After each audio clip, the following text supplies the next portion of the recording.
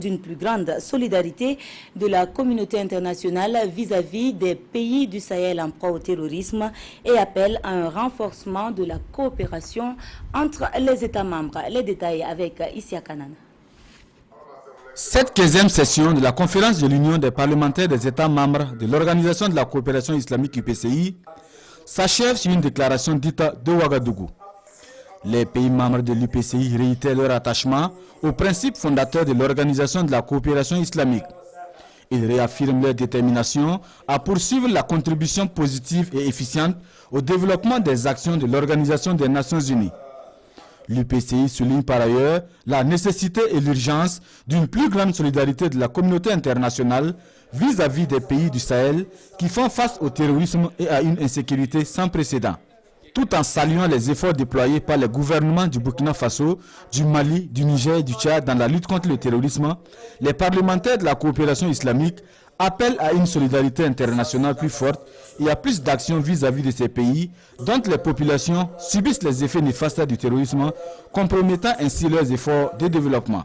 Pays hôte de cette 15e conférence, le Burkina Faso assure désormais la présidence de l'UPCI pour un mandat d'une année. Tout en recevant cette présidence en toute humilité, le président de l'Assemblée nationale dit placer son mandat sous les signes de l'unité, la réconciliation, la cohésion, la paix et l'action. Sans pour autant être exhaustif, je me permets de décliner 3 axes majeurs de mon mandat. Renforcer la synergie d'action entre le secrétariat général et la présidence de l'UPCI. Cet impératif vise à donner plus de célérité à la mise en œuvre de nos programmes d'action. Rapprocher véritablement l'UPCI de nos peuples dont elle tire toute sa légitimité et toute sa raison d'être. Pour cela, il nous faudra, par des politiques volontaristes, poser des actions concrètes conformes aux attentes de nos populations. C'est la seule manière de parvenir à une UPCI des peuples. Alassane Bala Sakandé appelle par ailleurs les pays membres de l'UPCI à taire leurs dissensions afin de créer les conditions d'une véritable fraternité entre tous les États. Pour le président de l'Assemblée nationale burkinabé, c'est la seule manière de garantir une meilleure cohésion au sein de la communauté. Et pour les États de l'Afrique de l'Ouest regroupés par le truchement de la CEDEAO, il faut permettre aux populations de s'approprier l'institution, passer de la CEDEAO des États à la CEDEAO des peuples, une ambition qui conduit à l'élaboration d'une feuille de route tenant compte des aspirations des communautés et des différentes couches socio-professionnelles. La rencontre consultative de l'institution sous-régionale s'est tenue à Tinkodogo et c'est ce que nous résume Tanga Kafando. Les représentants des différentes couches socio-professionnelles prennent part aux consultations nationales sur la vision post-2020 de la CEDEAO, la communauté économique des États de l'Afrique de l'Ouest. À cette rencontre, il sera question d'évaluer les acquis engrangés depuis l'adoption de la vision 2020 en 2007, avec pour objectif de passer de la CEDEAO des États à la CEDEAO des peuples. Aujourd'hui, la CEDEAO est en train de conduire des politiques intracommunautaires qui vont certainement prendre en compte les priorités des États. Si vous prenez par exemple le secteur de l'énergie, la CEDEAO conduit une politique d'interconnexion entre les États dans le secteur de l'énergie. Il y a d'autres politiques qui prennent en compte donc les aspirations des populations et des pays. La vision 2020 arrive à échéance à un moment où l'espace communautaire est confronté au terrorisme, un défi autour duquel la vision post-2020 devra se construire. Les défis qui étaient envisagés à la mise en place de cette vision en 2007 n'ont pas encore été totalement résolus. Et en plus, il y a de nouveaux défis qui ont émergé depuis lors, comme on l'a dit.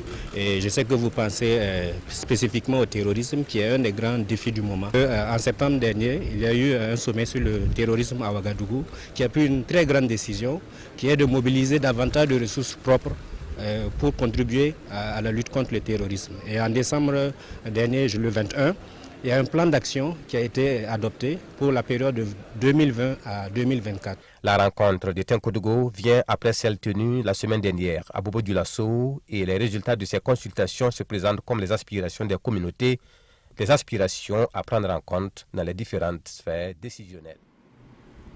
On rencontre également les professionnels du ministère de la Santé en compagnie des gouverneurs de régions et des partenaires techniques et financiers. C'est la riposte de la méningite en cas d'épidémie en 2020 qui se prépare.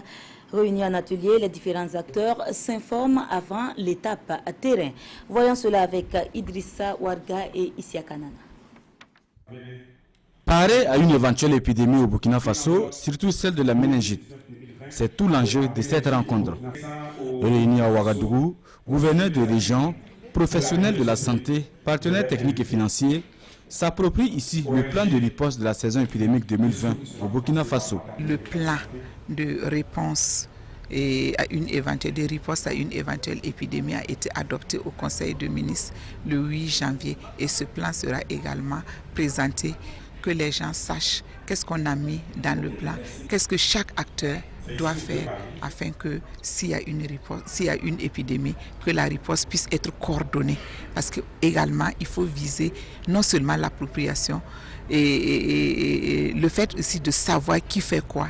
Ça va amener à une meilleure coordination des activités pour qu'on n'aille pas dans tous les sens. Parce que quand on va dans tous les sens, on ajoute des effets délétères de l'épidémie. Donc ça vise une appropriation et une coordination des activités au cas où, mais nous ne le souhaitons pas.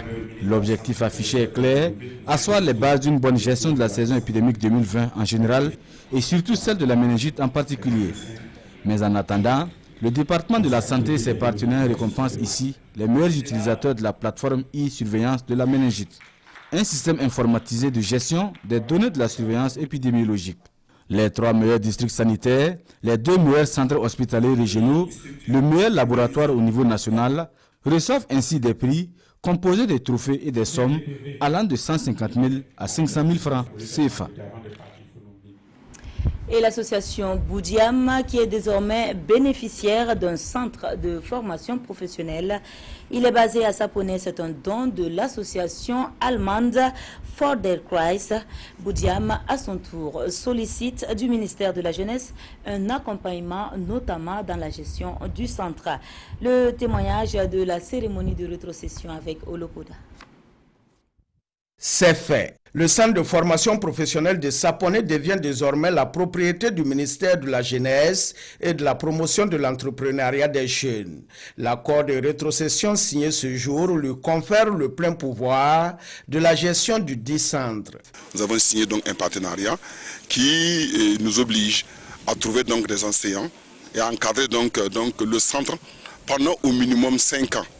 Et à la suite de cela, donc, même s'il devait y avoir donc, une transformation donc, du centre, il n'y a pas de souci. Mais nous avons donc signé donc, cet engagement-là avec eux. La donatrice est une association allemande qui a investi plus de 70 millions de francs CFA dans la construction de l'infrastructure au profit des communautés de l'association Boudiam de Saponé. Les filières de formation disponibles pour l'instant sont la construction métallique et l'électricité. Cela fait plus de 16 ans que nous intervenons à Saponé. Avec notre partenaire, l'association Boudiam, nous avons travaillé dans un certain nombre de projets, notamment la construction des écoles, la réhabilitation du barrage de Saponé et l'alphabétisation des femmes suivies des microcrédits. Ce centre qui vient de voir aujourd'hui le jour s'inscrit dans le renforcement des capacités des jeunes. Hommage est rendu ici à feu Pierre Samné, dont les efforts ont permis la réalisation de ce centre de formation professionnelle et autres infrastructures de développement dans la localité. Et pour son soutien au Burkina Faso, l'association allemande s'est vue décerner la médaille de chevalier de l'ordre de l'étalon. Gestion durable de l'environnement, quelle stratégie organisationnelle dans un contexte d'insécurité? Tel est le fil conducteur de la rencontre bilan et perspective du département en charge de la question. Elle permettrait également la validation du programme de performance 2020 tenant compte de la sauvegarde de l'environnement et du contexte sécuritaire actuel. Oscar Soulama et Amandine Lalsaga. Les changements climatiques, le péril plastique, les pollutions dues aux substances chimiques contribuent fortement à la dégradation accélérée de l'environnement. À cela s'ajoutent certaines espèces ligneuses, non ligneuses et fauniques menacées de disparition. Au ministère en charge de l'environnement, les experts mènent la réflexion sur comment préserver et sauvegarder notre écosystème dans un contexte de menace terroriste. C'est comment prendre en compte la dimension sécuritaire pour rendre le département ministériel plus performant. À travers bien sûr le renforcement du corps, mais en mettant en place une unité d'élite également au niveau des forestiers afin de pouvoir permettre d'avoir la capacité opérationnelle d'intervenir. Nous avons la dimension qu'aujourd'hui la protection de l'environnement sur la base de pollution ne peut se faire sans qu'il y ait une police environnementale. Elle sera également opérationnelle, mais tout ça, ça doit se faire à travers la mobilisation de ressources conséquentes. Également, nous avons la stratégie également de pouvoir mobiliser les ressources pour appuyer bien sûr les ressources de l'État. Vous savez que les questions de l'environnement et les ressources de l'État ne suffisent pas. Il va falloir aussi aller sur la scène internationale. Prenant en compte la dimension sécuritaire, il est question au cours de cette rencontre d'adopter un programme de performance pour 2020 et surtout de définir les stratégies organisationnelles et opérationnelles de lutte et de préservation. À Bobo-Dioulasso, il est question de citoyenneté et cohésion sociale au travers d'une semaine dite communale de l'intégration. Elle est co-organisée par la commune de la ville et l'ONASER. Les activités prévues allient développement et sécurité routière. Nous en apprenons davantage dans ce reportage de Kassoum Milogo et Ali Traoré. D'un jour réglementant la circulation à Sia. Nous sommes à la SICO Bobo Dambé, la semaine communale de l'intégration, de la citoyenneté et de la cohésion sociale. Cette semaine est lancée ici par une activité de sensibilisation sur la sécurité routière, pilotée par l'ONASER. Il y a notre camion podium qui est déployé. Nous allons procéder par des sensibilisations de masse. Ça veut dire que nous déployons le podium et la population qui viendra à côté du podium, nous allons nous entretenir avec cette population-là. En plus de cette campagne de sensibilisation, plusieurs activités sont inscrites au programme pour cette semaine qui se tient du 28 janvier au 1er février 2020. Aujourd'hui, nous sommes à la foire. Je pense que c'est pour dire aux uns aux autres que nous avions une bonne production. C'est une zone de production. Il faut encourager cette production locale. Nous avions également des soirées culturelles, des soirées de communauté. Une ville arc-en-ciel où vous avez toutes les communautés. Nous allons faire une expression culturelle parce que Bobo aussi, c'est une ville culturelle. Il y a du sport dedans. La Coupe d'Afra, ça rappelle toute une valeur. Ça rappelle les anciens moments qui sont les Silure et les Kadiogo Football Club. Je suis venu pour encourager le maire de la commune de Bobo-Dioulasso avec le président du conseil régional qui ont pris cette initiative qui permettra aux populations de se rappeler de leur devoir en tant que citoyens de cette ville-là. Autant d'activités qui vont permettre à la commune et à l'ONASER d'atteindre leur objectif, c'est-à-dire réduire l'incivisme dans nos contrées. 90 tonnes de maïs et 10 millions de francs CFA, c'est l'aide du Larlenaba Tigré aux personnes dans le besoin de la ville de Sia. Et oui, nous restons à Bobo-Dioulasso avec l'Union Burkindlim des associations Namanagabzanga, au travers de laquelle ces personnes pourront mener des activités génératrices de revenus. Détail avec Betty Bienaon et Moussa Sano.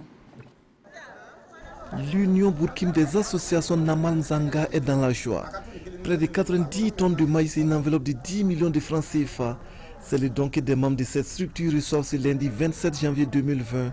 Un geste de Larlenaba Tigré représenté ici par le maire de l'arrondissement 4 de Bobo-Dioulasso. C'est une volonté manifeste de Larlenaba Tigré de venir au secours des personnes démunies. C'est en ce sens que pour la deuxième édition, des manifestations de l'Union Burkina Madame-Zanga, il a fait parler son cœur en faisant une proposition de donation de maïs et que ça a été soutenu tout de suite par des personnes de bonne volonté, des personnalités de Bobo-Dioulasso et d'ailleurs. Accompagner les personnes démunies leur permet de mener des activités génératrices de revenus. C'est tout le sens de ce don de Larlenaba Tigré, un don bien accueilli par les bénéficiaires. nous avons des veuves parmi nous, nous avons des nécessiteuses parmi nous.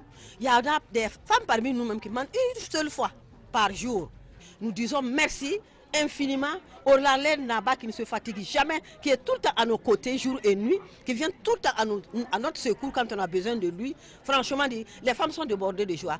Et c'est aussi une manière pour le donateur de Lalé Naba Tigré, qui n'est pas son premier geste, d'interpeller toutes les bonnes volontés à en faire autant.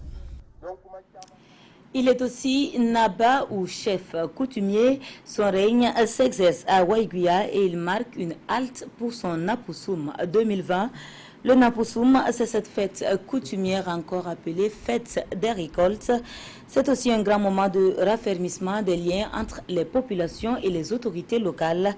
Le message de cette année de Sa Majesté Nabakiba est centré sur la paix, la solidarité et la stabilité. Le compte-rendu de Irénée Kaboré et Abdoul Rasmane Zongo. Pari de la mobilisation tenue et rituel annuel coutumier maintenu, voire respecté chez le roi Nabakiba. Le Napoussoum, autrement désigné fête coutumière ou des récoltes, a encore une fois de plus raffermi les liens et fédéré les esprits de toutes les composantes du Yatenga, politiques, administratives, religieuses, traditionnelles et parfaits anonymes. Un cérémonial ponctué d'allégeance, de soumission, d'éloge, de respect et de remise de présents, avant de livrer son message axé sur le respect mutuel, la solidarité et surtout la stabilité. Je suis content. Vous-même, vous avez vu le monde.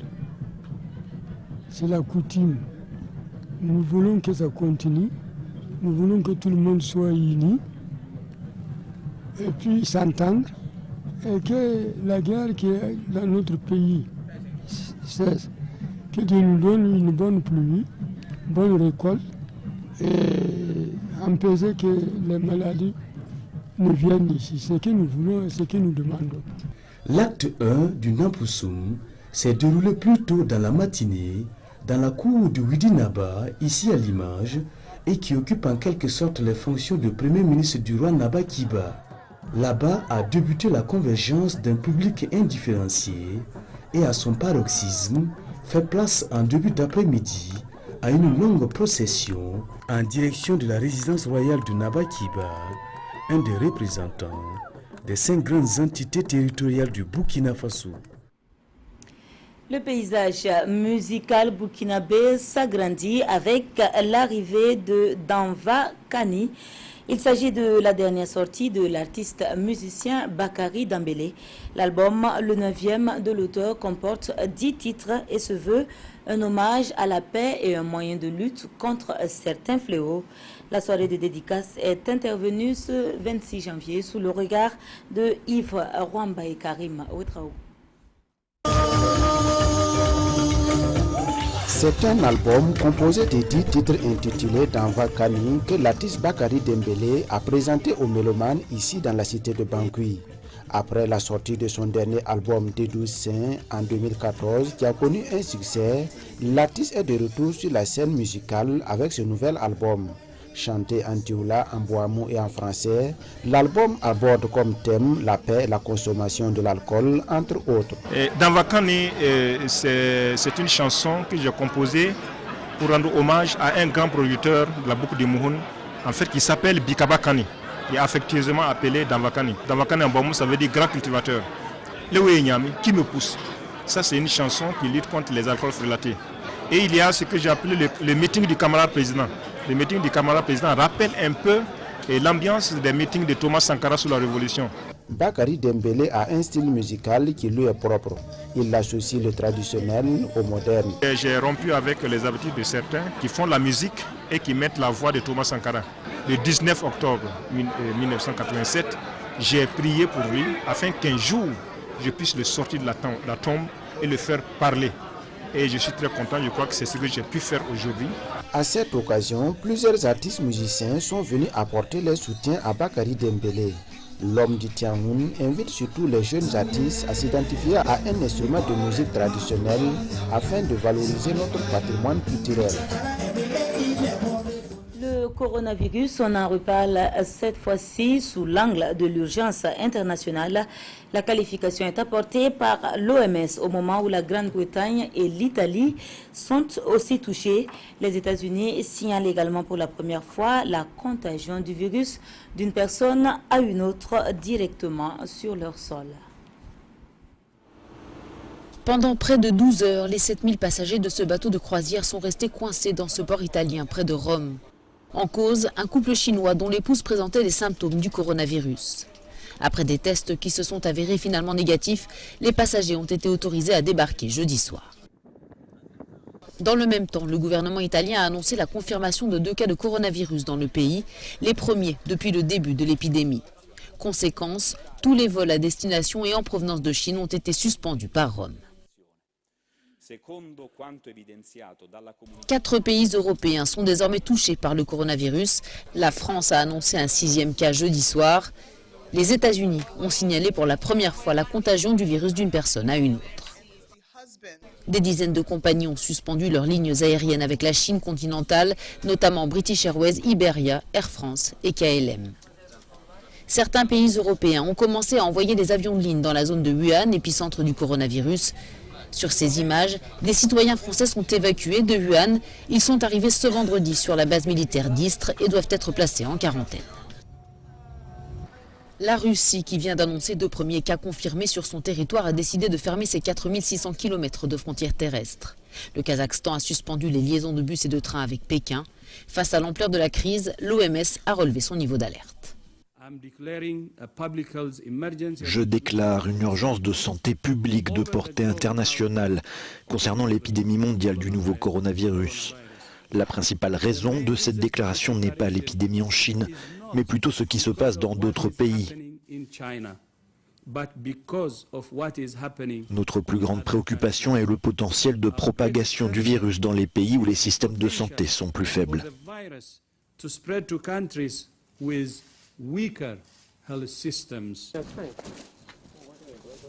Le taux de mortalité de ce nouveau coronavirus est inférieur à celui du SRAS survenu entre 2002 et 2003, mais il est beaucoup plus contagieux.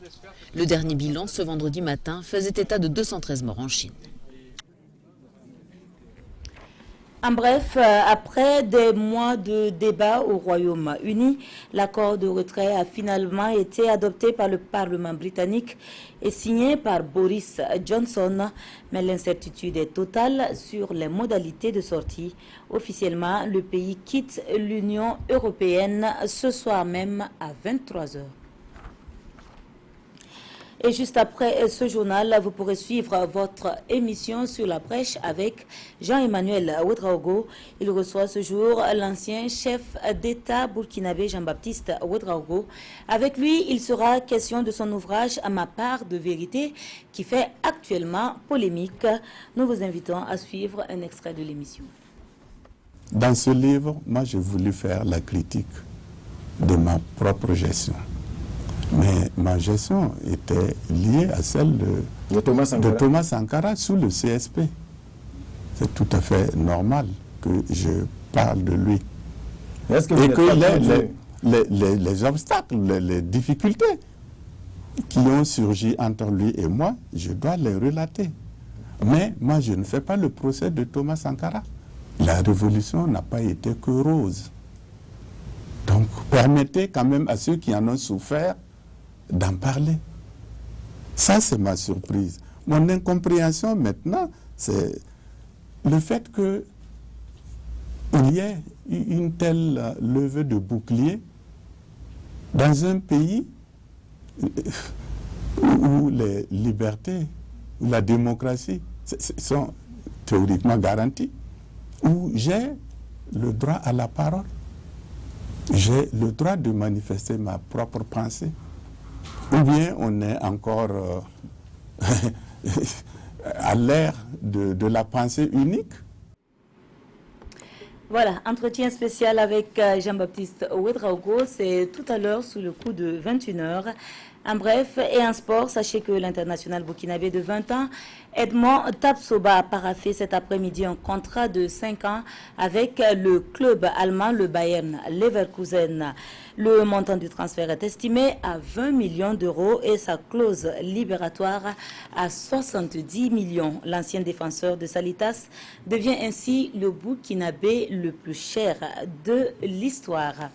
Voilà donc qui referme cette édition. Un rappel, entretien spécial avec Jean-Baptiste Ouedraogo, ancien chef d'État. C'est sur le coup de 21h, 22h, le magazine des sports et 22h30, la dernière édition des informations sur la RTB. Moi, je vous retrouve demain, Dieu voulant. Bonsoir.